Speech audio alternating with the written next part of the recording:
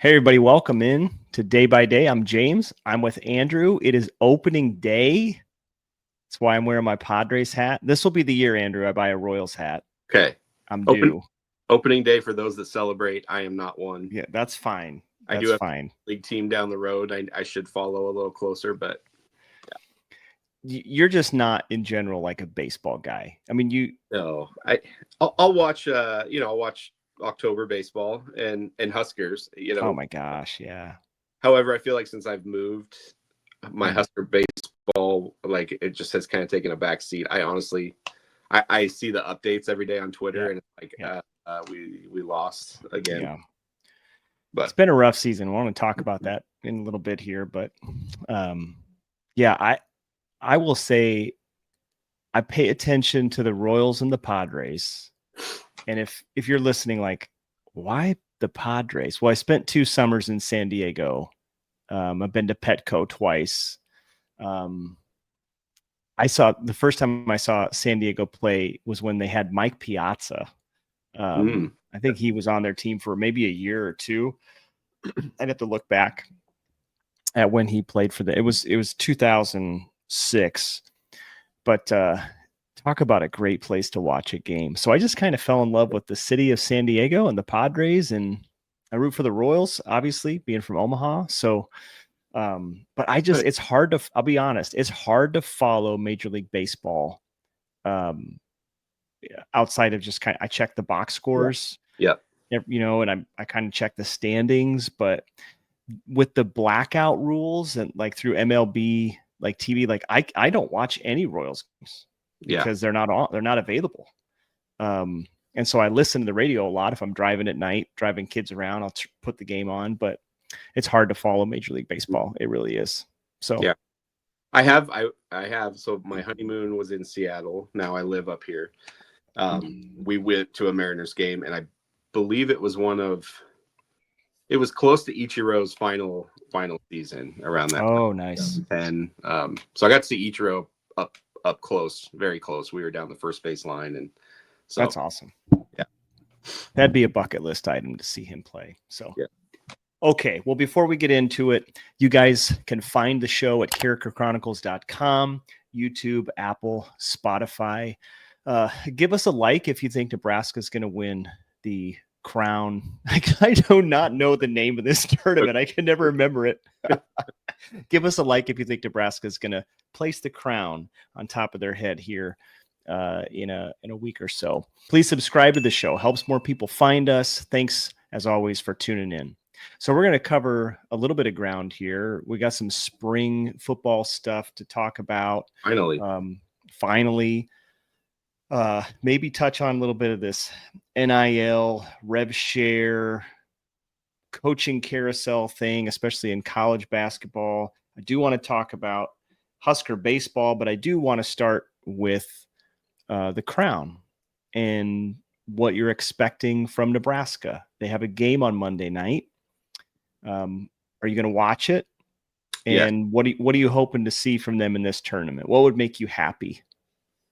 Obviously winning it, but like, what do you expect to see? No Raleigh Wooster. You can't play the red shirts. So what do you want to see in this tournament? Yeah. I think we're beyond, for me, like, assessing. Obviously there's nothing left to assess for this season. So it's going to be kind of, all right, what's the hope for next year? Who are we even, we know who Sam Hoiberg is. We know what he brings. And maybe Connor, if I could pick one, like Connor Essegian, like, I don't know if Fred's going to be, he's probably not going to be planning towards next year. They want to win this thing. So I guess I want to see the opposite of what we saw at the end of the year. Like that, come out, don't get in a 14-2 hole early on. So come out strong. Would like to see Bryce get some of that assertiveness back that he had. Middle of the year towards that little streak that we had that was competitive. Yeah, I mean, I think I'm really looking to be for competitive. Yeah, looking for Arizona. Do they want to be there? It's kind of that, like, how excited or how serious are they going to take it? And from what we've heard, it sounds like they want to go win it, but. It seems like they want to be there. Arizona State is not good. Okay. Arizona State is 13-19. They're 4-16 in the Big 12. They're coached by a Hurley. Right. I believe it's Bobby Hurley, right? Is it Bobby? The one that played for Duke. Anyway. Hopefully less annoying than yeah. So, I mean, they're not good. I'm really curious about, are there not enough college basketball teams with winning records to play in these postseason tournaments? Because you got some teams with losing records in the NIT and the Crown. It's like, what are we doing here? I think you should at least have to have a winning record, but I expect Nebraska to win. That would be my expectation. I hope they get to the, quote unquote Final Four of the Crown. Like, I think it'd be awesome. I think it'd be great. You think about it, if they win the thing, they'll end up 21-14. Doesn't mean anything because, like you said, they are what they are. We've assessed the team. They're an average basketball team. Yeah. But man, I'd love to see him win. I'd love to see Bryce put up 40 points again. That would be a win for me. If he scores, if he just goes off one game, like, that'd be great. I'd love to see him go out in style. Would love to see a Sejan get going. I want to see Juwan have a good couple games. Not vanish off the map like he did at some points in the season. Yeah. So I think you have to. Yeah. It's a chance to put things on film for guys that are trying to further their career in basketball. Yeah. It's also, we're in a crucial, with transfer portal open, you're in a recruiting period, and so I guess it's a chance for Fred to maybe put some things on tape for recruits to say, look, I can use you like this. But it's a little bit of publicity for Nebraska basketball. And like you said, if you go win it, that at least probably, puts a little bit out there that people can think about. So, and you get money. Yeah. I think the winning team was it 500,000? Yeah. Now let's talk a little bit about transfer portal, maybe putting on a show in this tournament to show potential athletes, hey, this is how we could use you. Do you just find it absolutely insane that the college basketball transfer portal is open right now? Yeah. Yes. I mean, let's get this straight. Like, I'm a simple person. Like, I like things simple. And this seems really simple to me. It's because I heard today, it was an analyst, a coach, I can't remember. And he was like, yeah, it makes sense. Like, can't wait till the end of the tournament. And I'm like, what do you mean? The school semester is still going on. Mm-hmm. Like, you're in the middle of the semester. It's different than football, where you end the season and then another semester immediately starts 2 weeks later, or 3 weeks later, depending on, Christmas break and how that all works. Like, here, it's like, man, this college basketball is going to end and you're still going to be in school because you have to be. And the next semester, disregarding summer, like, the next semester doesn't start for 3 more months. There is plenty of time to let student athletes, I know that's not what they really are anymore. I get that. They still have to go to school, though. You still got to be in school to play for these institutions, these universities. So am I off here? No, and obviously we talked about it with football and bowl season too. When coaches are having to game plan for some of the biggest games of the life, lots of money on the line, all of that, and recruit your own players. Like, I heard Calipari kind of, I don't know if he cracked a joke. He's usually pretty candid, but yeah, something about, like, you imagine winning an Elite Eight game and then going to your star and saying, so what do you think about next year? You're going to be here? Like, yeah. Any plans to go anywhere? Like, you're kind of at the peak of where you want to be as a college, athlete if you're still in this tournament. So 100%. I don't get it. I don't get its madness to me. And so the revenue share thing is coming up on April 7th, but that's not going to solve this issue. I think and I know you and Mike think this too. We have a problem with the calendar. Yeah. We got to figure that out. Otherwise, it puts players and coaches, fans to a lesser extent, because we're just, we're collateral damage. It's not directly affecting our lives, but everybody involved is in flux. And like you said, you're wondering, what am I going to do? Like maybe at halftime of a tournament game, you're not playing. You probably will play next year, but you're like, I'm not playing this year, and maybe I should transfer. That coach called me last week. I couldn't answer because I was at practice for this game. It's like, this is just nuts. It's stupid. It's just stupid. And so to me, I'm like, I'm going to go on a rant again. The adults in the room need to stand up and be adults. Yes. Put some parameters, put some common sense parameters in place to help out student athletes and coaches, team managers, athletic directors, the whole thing. They all need help. They all need guidance because, Fred Hoiberg and Tom Izzo do not have the power to put the parameters in place. Somebody does. I don't know who that person is, but they need to do it. Yeah. Yeah. Gosh, you even have so many coaches, their jobs in flux where they're getting calls from other schools and, and then that affects players or players transferring affect a coach's thought process on, is this somewhere I can succeed next year if all my guys leave me? Like, I know. Yeah. They're really tied to each other, in this era. So that Maryland coach, did you see the clip of him just absolutely deflecting the question about taking the Villanova job? And he goes, well, I really think we need to stop. He said the guy's name that plays on the other team that I think they lost tonight to Florida. Yeah. And he's like, yeah, we really got to stop him. He's incredible. And our rebounding, that's really what I'm worried about. And I'm like, well, that was a master. That was incredible the way that you just deflected that question. But who knows? Maybe tomorrow morning he'll be announced as the Villanova head coach now that they're out of the tournament. But anyway, I just find it nuts. I don't know what to say other than it's insanity and it needs to get fixed. Not just for basketball, football too, baseball, all the sports. Again, this is not that complicated because they have semesters or quarters, certain schools, but it's like, make one window a year. If you miss the window, you know what? You missed out. Yeah. You can't transfer. Yeah. Oh my gosh. I don't want to sound old, but sometimes you just can't always get what you want. And sometimes you miss it. You made the decision late. I'm sorry. You can't, you missed your shot. Yeah. And I think another, as we know, an answer to that potentially is contracts. And I'm 100% on board with that. Players under contract. So you're bonded a little bit. A commitment's a commitment. Contracts are good things. Like contracts are put in place to keep people to their word, because what do we know about humans? We don't usually keep our word. Yeah. we very easily break our bond. And so I think contracts should be put in place, especially since you're talking about, man, a lot of money. And a lot of like average college basketball players are getting a lot of money. They are. Yeah. Okay.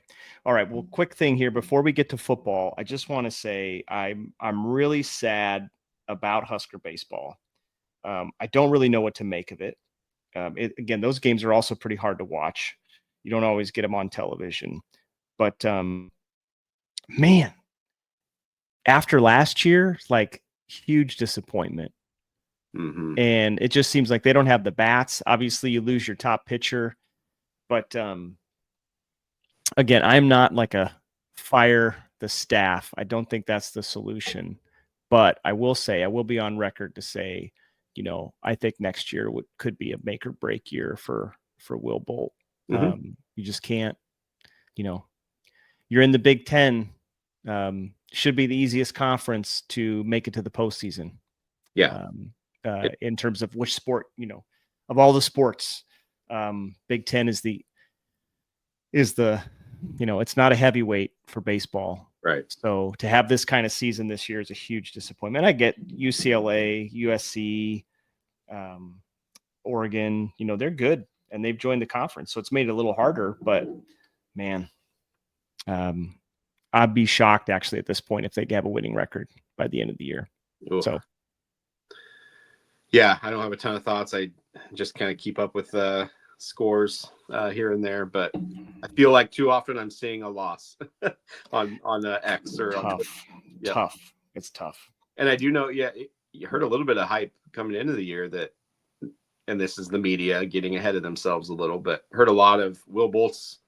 He's got to feel good about his team this year. He's got to, on paper, it's all fine. Yeah. There are people talking about the College World Series. Yeah. I mean, and I think they've only won 11 games at this point. So, well, and you got a new guy in charge of the athletic department. So, what he feels about baseball, we don't know, but from what we understand of him so far, he's got a high expectations for every program. So, agree. I did see this. This was great. So, kind of jumping back to basketball, we're all over the place here. We'll get to football in a minute.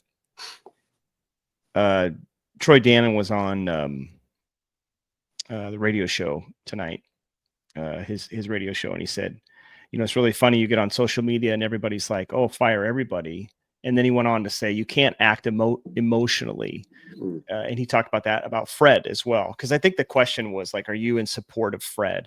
And he's like, "Fred can't act emotionally." He's like, "You have to be incredibly rational when you're making these decisions." For those of you listening, if you haven't seen the interview or read it, go watch it, because he talks even about revenue share. And he's like, that's not really the answer.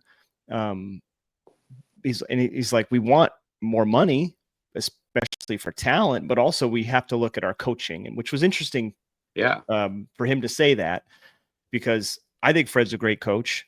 I have been critical, and I've said I think that NIL is probably the problem. I don't know that they have enough resources to get the top end talent. I think they missed out on a few targets last year in the transfer season. But it was encouraging for me to hear him say, like, I'm in support of Fred. And here the answer is like, it's like he sees what people write. Like, we go back to we've talked about this all the time. Like, Troy Dannon gets on Twitter. He sees what y'all write. Yep. Fire Fred, fire this person, fire that person. He's like that. Like, the man in the arena is like, that's not the answer. That's not, you just can't go around firing everybody. Yeah. So I'm glad he said that on the radio.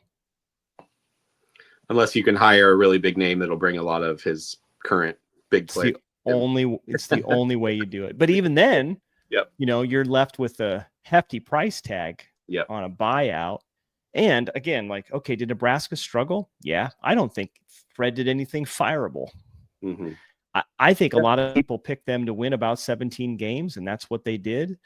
They didn't have the best class. They didn't put the best talent around Bryce and Juwan, but man, I don't know if that was quite Hoiberg's issue. I don't think that was his problem. Right.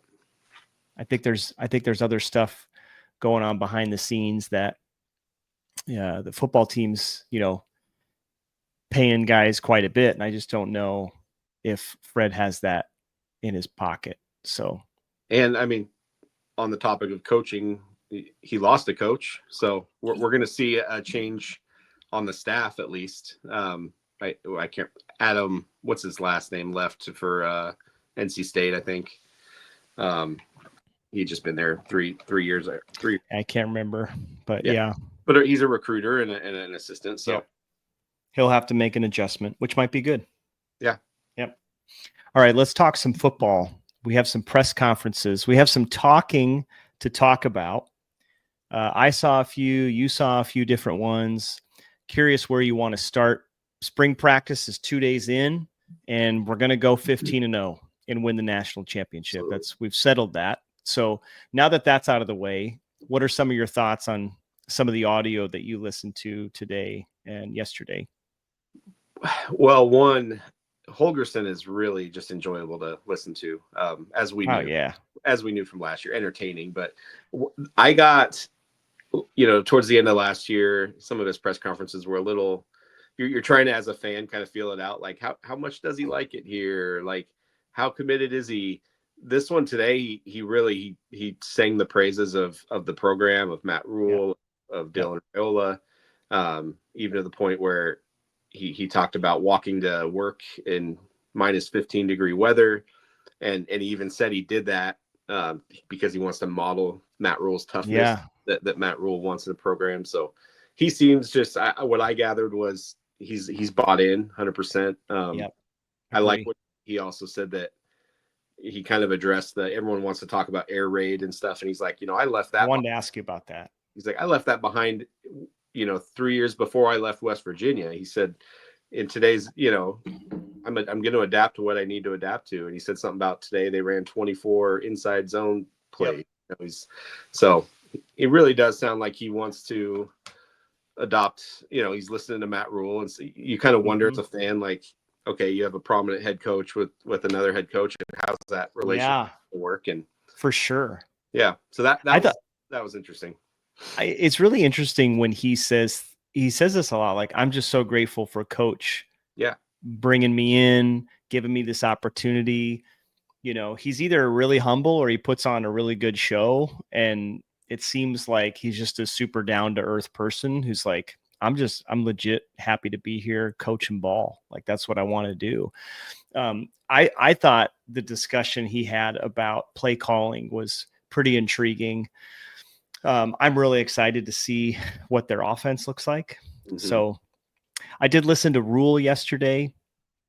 I didn't have any huge takeaways, but similar to Holgorsen, I always come away encouraged, right? And I think, at this point, you're like, well, we got to see it on the field. But I love that Rhule's like, that's where he's at. It's like, hey, it's year 3. Like, let's roll. I know you listened to an interesting one, Rhule. I just picked off social media, but Rhule said something about, I think we could have one of the best defensive lines in the country. That's right. He did say that. So I think that's probably a little bit of the Terry Braden effect.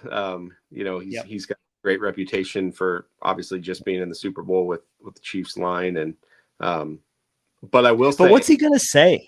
What's he going to say? Like, hey, we probably won't crack the top 10 in terms of defensive lines. Yeah. I'm thinking in Big Ten we'll probably be, bottom third. Yep. But they rotated a lot last year. Mm-hmm. And I think they added some pieces. And then you got a great coach. There's no reason why they can't be really, really good. Yeah. And I hate getting into the body. I joked the other day, it's analyze guys' bodies season. Yep.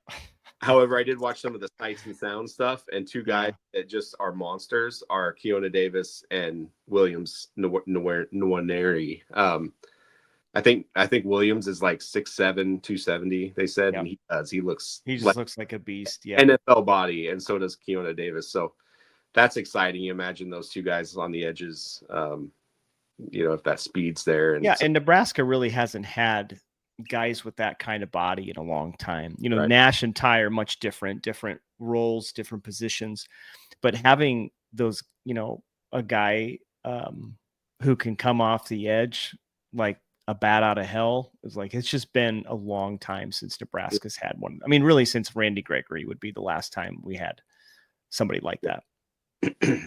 One other Holgorsen note I thought was hilarious. And I don't think it was intentional because I know he respects Satterfield a lot. But somebody asked him about, what are your goals? I think, what are your goals for? I wanted to ask you about this. And so he goes in and he's talking about, I don't really have any goals. It's more game to game. I don't care how many yards we rush for. And then as he's like picking up his papers to walk off the podium, he goes, yards per play are important though. And it was like, oh, maybe he just learned something like, okay, I know what he couldn't have done that on purpose, right? No. Unless he saw the firestorm around that, and it wasn't a dig, more so as it was I better cover my behind and say, But he got out of the room before they could say, what would be a good yards per play for you? Yeah. And then if he would have said, I don't know, like 4 to 6, then we know he watched that press clip. Yeah. Oh my goodness. Yeah, I noticed that too. That was pretty funny. Yeah. I was just listening, doing other things at that point, and then it just went silent. And I was like, oh, I want some more. Like, it was only 16 minutes. And I was like, oh, Dana, like I want to hang out with you. Like, and then it was over. And I'm like, oh shoot, he walked off. That was, I think, like literally the last thing he said. That was it. And actually the media room, they chuckled pretty loudly at that last statement. So I think they were all there when Satterfield was like 4-6. So they may have thought it was intentional, but yeah, I don't know. Okay. So really quick, I want to hear what you think about what Dylan and Ja'Cory said. And then I want to end with like spring football wish list. Yeah. So what did you think about the two players you listened to? I didn't listen to anything, so this is fresh for me. Dylan's, just an observation. He just seems mature. Like, I mean, not that he was immature, but I gotcha. His presence at the podium, he was very long-winded in his answers. He just had a presence that you just naturally see. You know, Taylor Martinez from a freshman to a senior made a huge jump, and it never got super polished at the podium, but you can tell he's second year. You can tell there's that comfort level there. He just is you're excited to have him, just the type of kid he is, the leader he is. He talked about a lot of leadership stuff. I think it was Mitch Sherman asked him about his body composition and his weight and stuff. But he handled it with complete class because he answered it fully, kind of gave the rundown of what his workout routine's been, which has been a lot of boxing and cardio. And then kind of towards the end of it, he said, I don't mind talking about this at all because it's something that's really important to me. So I would have started, if it was me, knowing me at 19, I would have said, do you know that my dad and my uncle are both offensive linemen? Yeah. Look at them. Right. Look at the genetics I'm working against. And then I probably would have, heard it from my dad. But like, I talked about this with my wife, like he's working against some significant genetics. Mm-hmm. But he does look great right now. Yeah. And I'm sure by fall, he'll even trim down another 8 to 10 pounds easy. Yeah. The heat of the summer, if not more, comes and the humid Nebraska weather. So, I thought he handled that question real well. And I think he just understands that's the run game part of it, the run game aspect. Yep. It'll come with the athleticism and then hopefully that leads to some wins. I mean, he said absolutely a goal is to pick up those 5 to 7 yards when needed. So can't wait. I cannot wait to see it. Yeah. I think one thing that was interesting, he didn't talk about this at all, but Holgorsen mentioned it and Ja'Cory Barney mentioned it. I heard probably 3 times between the two press conferences, the comment about making Dylan happy. That'll make Dylan happy. And I didn't take it as he's like, a complaining prima donna, but they both said he wants to throw the ball. That's why he came here, to throw the ball. So it's just interesting that players have that concept of the quarterback needs to be happy, kind of in today's world with NIL. And we even heard rumble in the offseason about Dylan. So that's important. And coaches and players see that too. You gotta keep the QB happy. But it also kind of is interesting because you hear a lot of, we're going to be a 50-50 offense. So whatever it ends up being, we'll see. But that was an interesting nugget. That is interesting. And I don't think of it as keep him happy because he's a prima donna, but keep him happy in the sense that he wants to use his skills. Yes. And nobody wants to have their skills underutilized or overlooked or, we have he used I know he used illustration Lamborghinis and Ferraris for the receivers, but it's like, well, we don't want to say, man, we got a Lamborghini in the garage, but we're just going to drive it 10 miles an hour around the parking lot. Like that would be a waste. That would be a waste of resources. And so that's kind of how I see it. Yeah. You got to let him let it fly. And I think Dana understands that too. Yep. Don't hold him back here and take advantage of the arm talent that we have. And I'm excited. I'm drinking the Raiola Kool-Aid, obviously. Ooh. Last year gave us a lot of reasons to. It's good. Any thoughts on Barney? He just talked about the wide receiver room. Sounds like they really like their coach. He said, somebody asked what the difference was between kind of last year wide receiver room this year. he made it sound like there's just a lot more talent in the room. I mean, he even kind of made a comment that he meant to throw a dig, but he's like, we got dudes this year. He said, coach really helps. I think he mentioned blocking, which we all love to hear. Guys just kind of utilizing their speed correctly. Yeah, route running. I think so. Dana said something funny about the coach. Somebody asked, they said, when was I heard that part? Yeah. First time you knew that he was going to be a good coach? And he said when he ran a 4.7 at the pro day. Yeah. So that was great. Then he basically offered him a job on the spot. Yeah. All right. If you have like a top 3 wish list for the spring, like basically you get through the spring, and if you see or hear or learn these things, that would make it for you as a fan. What would be those 3 things? I think my first one, I'll just say my first one is that the offense, just really generic, the offense feels really comfortable going into summer, summertime. We know like our offense felt so clunky, and even in those last 4 games with Holgorsen, it just felt like we never got into a rhythm. Actually, eerily similar to Nebraska basketball, right? Yeah. Where it took so much work to get down to the red zone, and then we couldn't score. So I really want to hear, man, these pieces are really fitting well together, and we feel really comfortable in what we're doing. I remember something Eric Crouch said in I think it was his second year going into, so his sophomore year, just like Dylan. I believe he said something like, my freshman year, the play clock back then, it was 25 seconds.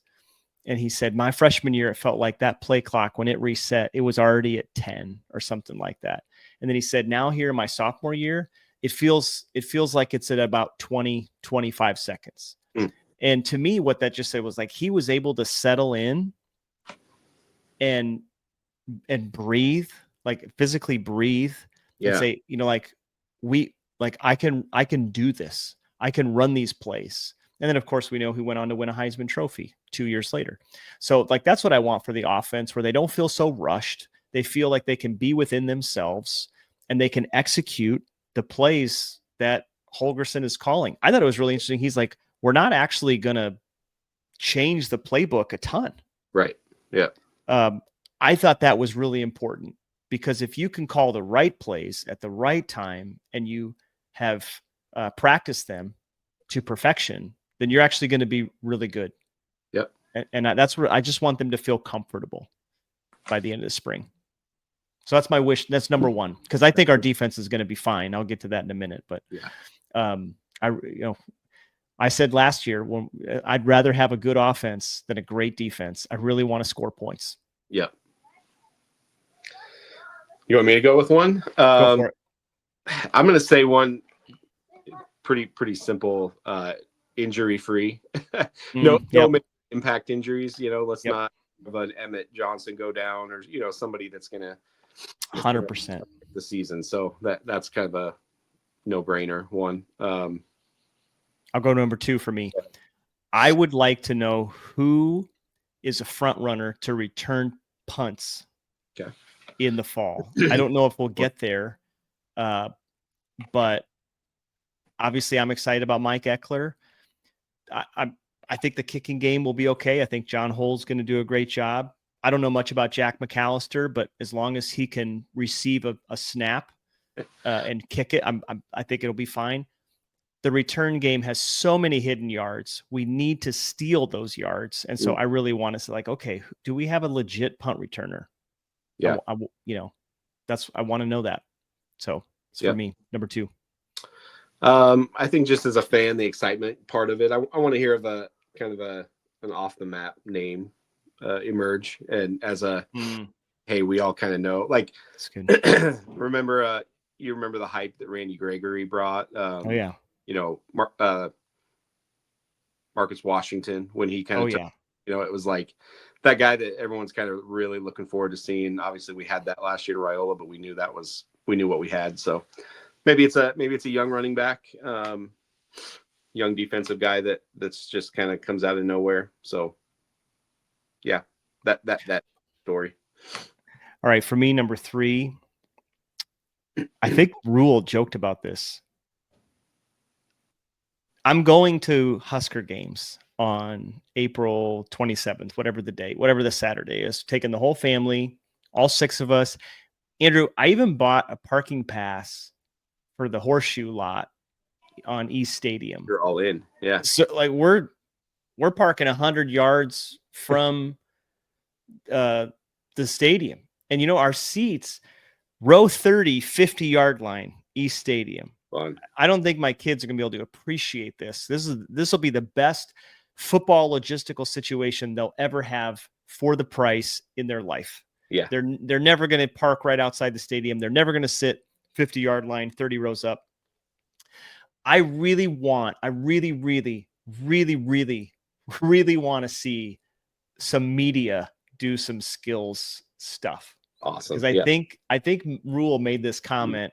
We should get Sipple back there to catch a punt. Somebody said that. I can't remember if it was him jokingly or something else, but I would love to see some media do a little skills competition. I'm excited to see they're doing a little 7-on-7 flag for the men. They're also going to do a women's 7-on-7.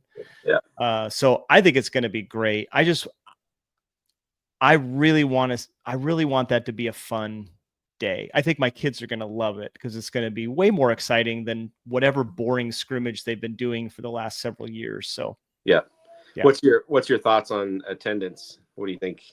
I don't know. It wasn't hard for me to get tickets. And when I was looking online, like I could have got tickets wherever I wanted. I would guess maybe 10 to 20,000 people. And I think that would be incredible with no team, so. And you're also going to have people who go to volleyball that day. Mm-hmm. You're going to have people who, what's the other thing going on that day? I'm blanking. Is there a softball game? There might be a softball game that day. So there's a lot of activity going on. I don't think the university will, be hurting for revenue. Maybe they will. I don't know. I paid $15 to park. Tickets for my wife and me, I think, were 10, and then the kids were all $1. So, they're probably going to lose some revenue, but I think if they do this enough year after year, they're modeling it after the Pro Bowl for the football stuff. Mm-hmm. Like, I just think it's going to be more fun to watch. Yeah, I do. Maybe bring in some musical acts. They did those with some of the sky's the limit. Yeah, the sky's the limit for an event like this where it's not just a practice game. Yeah. So, all right, I gotta say my third would be. It's more just. I guess I'm very intrigued and interested to see how the roster size shapes out. So how the 5 gets determined. I guess bracing a little bit for probably some players again leaving after spring that were like, no, I really liked him, or there's going to be some of that. I think probably some tough guys that as fans we thought surely because they played a role last year that they were going to have a role this year. That may not be the case. So I heard we have 28 DBs. So I mean, there's going to be a mass exodus of defensive backs on the team. So really, really interested to see how that shakes out. That's good. I didn't think about that yet. I mean, I have, but yeah, you're going to see it pretty quickly after the game or the Husker games in the following week. So yeah, got to get it down. So we have 28 DBs. Yeah. And was it like 30 something over the number? I think, yeah. I think they were sitting around like 128 or something. Okay. Yeah. So, they got a little ways to go. Yeah. All right. It'll be an interesting spring. Okay. So I'm going to say this out loud so that we keep ourselves honest and we keep ourselves to it. Next time, what we're going to do is we're going to look at kind of our top 10 college football programs that really have something to prove this fall. So that's what we'll do in 2 weeks. Remember, we're going every other week here in the spring and probably into the summer. But our top 10 programs that have something to prove, I could almost guarantee you Nebraska will be on each of our lists. We're not going to compare our lists. I don't know what Andrew's doing. He doesn't know what I'm doing. That'll make it more fun. So you can look forward to that next time. So, all right, we'll call it good there. Thanks for watching. Thanks for listening. Again, remember to subscribe and like. We appreciate you, and always go Big Red. Big Red.